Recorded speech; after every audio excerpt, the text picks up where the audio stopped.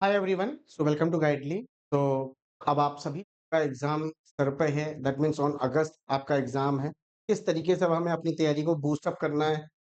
कुछ बच्चे पैनिक हो जा रहे हैं जिनकी वजह से उसका रिजल्ट आपको मॉक में दिख रहा है। बहुत से बच्चे होंगे। तो शुरू से लेके एंड तक इस वीडियो को देखिएगा, सुनिएगा। मैं ज्यादा लंबा वीडियो नहीं ले जाऊंगा, बट हाँ, आपको कहीं ना कहीं एक पॉजिटिव वाइब मिलेगी इससे। ठीक है। तो सबसे पहले एक डाउट आता है टेलीग्राम में, बच्चा में से दो तीन बच्चे में से पूछते, सर प्री के मॉक्स हम एक दिन में कितने लगाए? तो मैं यहाँ पे बोलूंगा वो पर्सन टू पर्सन डिपेंड करता है। ठीक है ना। लेकिन मेरे अकॉर्डिंग अगर देखे जाए तो दो मॉक तो डेली आपको लगाना है। एनी हाउ दो मॉक लगाना है, और उस दो मॉक में आपने किसी में ज्यादा मार्क्स, किसी में कम मार्क्स, या दोनों में कम मार्क्स, या दोनों में ज्यादा मार्क्स आ सकते हैं। इसके अलावा और कोई पॉसिबिलिटी नहीं आ सकती।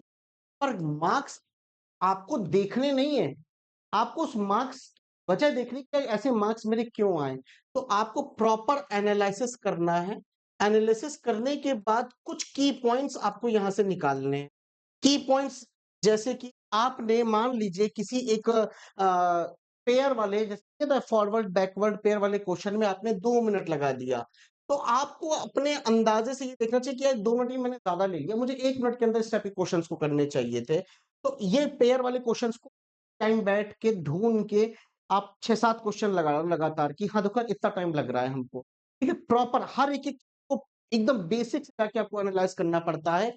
यहाँ पे पजल में कौन सा पजल आपसे बन पा रहा है, कौन सा पजल नहीं बन पा रहा है, अभी मैं आपको वो भी बताऊंगा कि आपको कौन सी पजल्स पहले प्रायोरिटी पे रखनी चाहिए जब आप एग्जाम में बैठे हैं, और कौन सी पजल्स आपको एंड में रखनी। ठीक है, तो ये आंसर आपका मिल ही गया कि दो मॉक देना है, पर मुझे मॉक देने के बाद हर मॉक का एनालिसिस जरूर करना है, देखना है कि मैं किसमें कम टाइम ले रहा था, किसमें ज्यादा टाइम ले रहा था, और जिसमें कम टाइम ले रहा था अब मैं उस टाइप के क्वेश्चन को जल्दी सबसे पहले प्रेफरेंस दूंगा रियल एग्जाम में। अगर मैं बात करता हूं सब प्री और मेंस का दोनों एक साथ लेकर चले जाए, बिल्कुल अभी समय है प्री और मेंस दोनों को। आपको प्री में अब टॉपिक उठा के पढ़ने का समय तो नहीं रहा, एग्री करते हैं। जुलाई आ चुका है, अगस्त में पेपर है। क्या करना है? सिंपल स्पीड एक्यूरेसी प्रैक्टिस पे डिपेंड होना है पूरा टोटली। टॉपिक तो कवर करने ही नहीं है। टॉपिक कवर करने का समय यहां पर है। जैसे कि मैं कहूं आपके पास अगर देखा जाए तो रीजनिंग है, इंग्लिश है, मैथ्स है, और जीए है, और कंप्यूटर है। अगर मैं बात करूं आरआरबी, पीओ और क्लर्क की, सब में अगर हो सके तो 2 आवर आपको देना है। सर ऐसे तो पूरा दिन ही चला गया मेरा, दो दो चार पाँच छह सात आठ नौ 10 10 घंटे तो सर मेंस को ही चले गए। बेटा 10 घंटे मेंस को गए हैं, पर आप अपने सिलेक्शन की ओर मैं बना रहे हैं तो 2 घंटे दे रहे हैं। आप मत दीजिए 2 घंटा, मैं कहता हूं मत दीजिए। जो कमजोर है उसमें तो 2 घंटा दीजिए, जो स्ट्रांग है उसमें 1 घंटा दीजिए। इस तरीके से समय बचाइए। उसके बाद सर स्पीड एंड एक्यूरेसी नहीं आ पा रही है। अब इसका वजह यह है क्योंकि एग्जाम सर पर है। सबसे पहले पैनिक ना हो, मॉक देने बैठो शांति से बैठो, शांति दिमाग रख के उसके बाद मॉक दो। तो कारण एक ये भी है कि एग्जाम सर पर है, तो उसकी वजह से टेंशन हो जा रही है आप सभी लोगों को। आप अपनी स्पीड नहीं बढ़ा पा रहे, आप एक्यूरेसी नहीं प्रॉपर दे पा रहे। टेंशन ना लो बेटा, एग्जाम तो वो आएगा ही आएगा, बट आप क्यों डर रहे हो? डरो नहीं, डरना नहीं। फिर मॉक क्यों दिया जाता है? मॉक इसीलिए दिया जाता है कि जो डर है वो डर हट जाए रियल एग्जाम में, इसी को मॉक दिया जाता है। इसीलिए तो आपसे कहा जाता है कि प्रैक्टिस की ज्यादा। तो स्पीड पाने के लिए देखिए, अब मैं एक बात यहाँ बोलूंगा जिसकी अब जिसका कारण ये नहीं है, उसको मैं स्पीड कैसे लाऊं? भाई छोटे छोटे क्वेश्चंस लगाओ। पजल तुम पहुंच जा रहे हो एकदम 2 वेरिएबल की पजल लगाने, इतने बड़े बड़े अर्थमेटिक के सवाल लगाने बैठ जाओ। छोटे छोटे लगाओ, वन लाइनर वाले अर्थमेटिक के सवाल लगाओ, छोटी छोटी पजल लगाओ। अगर आपने देखा होगा गाइडली का बिगनर्स किट एक आया था, मैं प्रमोशन नहीं कर रहा हूं, मैं बता रहा हूँ। उसके अंदर बिल्कुल ऐसे क्वेश्चन थे, बिल्कुल जो कि छोटी छोटी लाइन से बने थे। वही छोटी छोटी लाइन आपकी बड़ी बड़ी पजल में आती है, और तब आप कंफ्यूज हो जाते हैं। इसीलिए फोकस हमें करना है अपने बेसिक्स पे। अगर आप बेसिक और इजी क्वेश्चंस पे स्पीड बना लिए हैं, तो आपकी 100% आपकी स्पीड बनेगी बड़े सवालों में। अब मैं बात करता हूँ रिवीजन। भाई रिवीजन बहुत जरूरी है। देखो चाहे आपका प्री का हो चाहे वो मेंस का हो, रिवीजन सर किस तरीके से? रिवीजन देखने का कि कुछ ट्रिकी क्वेश्चंस होते हैं जिनको स्टार मार्क लगाते हो कि ये पैटर्न आता ही आता है। उसको एक बार रिवाइज कर लो कि भाई हाँ मैंने अपने नोट्स में ये बनाई थी, आपने नोट्स तो बनाया होगा ना, उनमें रिवीजन करो, बहुत जरूरी।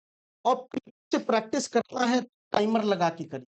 टाइमर के बिना मत करिएगा प्रैक्टिस, वरना इस पीडीएफ का कोई यूज़ नहीं रहेगा। कोई भी पीडीएफ आप टेलीग्राम से ले रहे हैं, कहीं से भी ले रहे हैं, तो ज़रूर एक टाइम लगाइए कि अच्छा ये पीडीएफ है, इतने नंबर ऑफ क्वेश्चन है, मैं इतना टाइम सेट करता हूँ, घड़ी रख दी सामने और लगाने बैठ गए। उतने टाइम में आपने कितने पीडीएफ में से क्वेश्चन लगाए, उसको नोट डाउन करिए, उसको देखिए, ऐसे करिए। अदरवाइज़ पीडीएफ खोल के बैठ जाएँगे, सुबह बैठेंगे, शाम तक वही पीडीएफ खुली रहेगी, होता है ऐसा मतलब।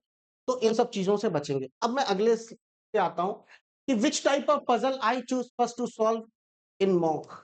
मॉक में किस तरीके की पज़ल सबसे पहले किया जाए? तो यहाँ पे मैं बताता हूँ सबसे पहले, मैंने पज़ल और सेटिंग को डिवाइड किया।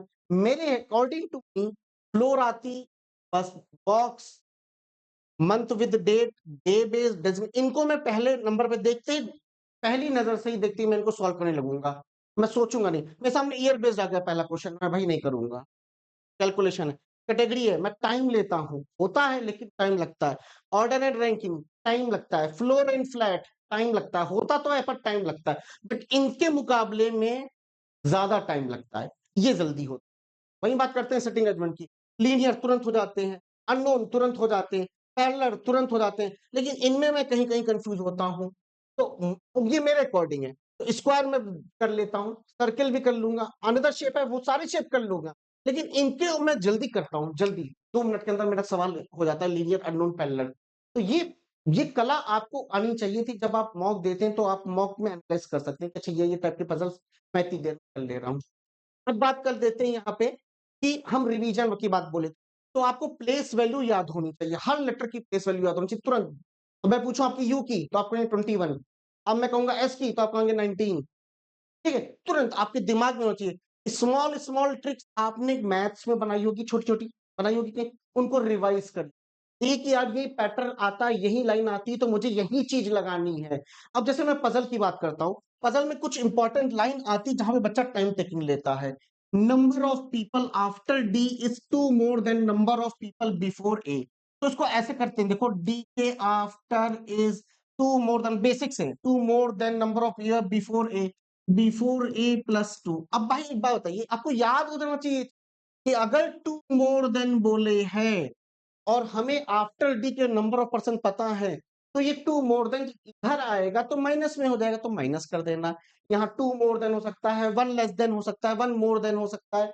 ये सारी चीज़ें आपको प्रैक्टिस से आ जानी चाहिए। ये लिखने की ज़रूरत ही ना पड़े। आपने देखा कि आफ्टर डी 4 लोग हैं, तो बिफोर ए कितने होंगे? 4 लोग हैं आफ्टर डी, तो -2 कर देंगे तुरंत। 4 -2 2 लोग होंगे बिफोर ए, बस बात खत्म। अब जैसे एज़ मैनी पर्सन अबव ए एज़ बिलो बी, अब जैसे यहाँ पे एक फ्लोर लाइक स्ट्रक्चर होता है? मैंने कहा ए यहाँ पर है? ऐसे इस तरीके से ए यहाँ पर है, तो अबव ए लोग काउंट करेंगे 1, 2, 3 ऐसे। अरे देखो, एक से नीचे 2 लोग हैं, 2 ऊपर बी यहाँ आ जाएगा, खत्म। अब आओ देखते हैं, एज़ मैनी अबव ए, 1, 2, 3 लोग, तो 1, 2, 3 आपका बी। ये तो अभी छोटा बनाया है, कभी-कभी चीज़ों को रिवाइज़ करना होता है, यही सब चीज़ें होती हैं जो काम आती हैं, ठीक है? तो बस इतना ही आप लोगों से बोलूँगा कि फ़ोकस रहिए कुछ पॉइंट्स पे जो मैंने आपको पहले स्लाइड्स पे यहाँ बताया है, ठीक है ना? प्री प्लस मीन्स दोनों लेके चलना है, अपनी पॉइंट को देखो, घबराओ नहीं। बहुत से बच्चे अभी तक मॉक तक नहीं दिए प्रॉपर तरीके से, मैं देख रहा हूँ। तो प्लीज़ अपना फ़ोकस करिए एग्ज़ाम पे, एग्ज़ाम आपका नेक्स्ट मंथ आने वाला है, ठीक है? अब तो क्लर्क भी आ गया, चलिए।